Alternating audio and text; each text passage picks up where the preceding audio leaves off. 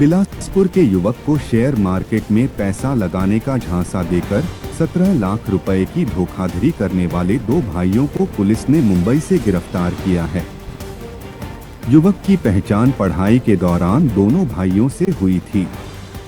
उसके बिलासपुर वापस आने के बाद दोनों भाइयों ने उसे शेयर मार्केट में फायदा होने और रुपए जमा करने पर 2 से 3 गुना रकम मिलने का झांसा दिया था, लेकिन उसके 17 लाख रुपए को दोनों भाइयों ने मिलकर हजम कर लिया।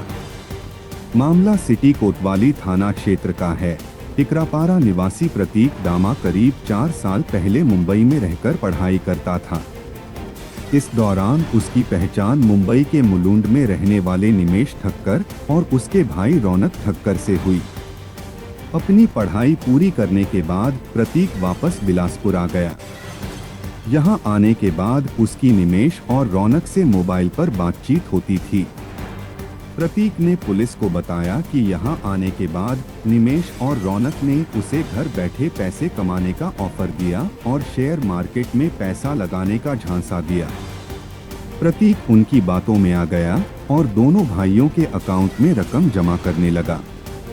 उसने किश्तों में जनवरी 2021 से जुलाई 2021 तक 7 महीने में 17,58,000 रुपए जमा कराया।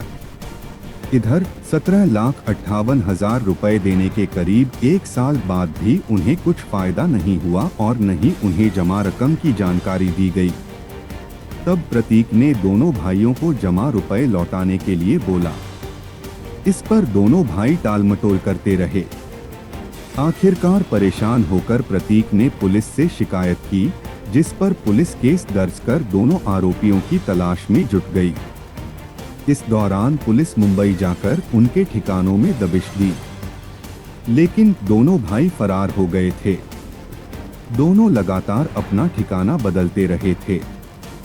वहीं आरोपियों के नहीं मिलने पर पुलिस खाली हाथ लौटती रही। एसएसपी पासरल माथुर के निर्देश पर इस बार दोनों आरोपियों को पकड़ने के लिए टीम बनाई गई।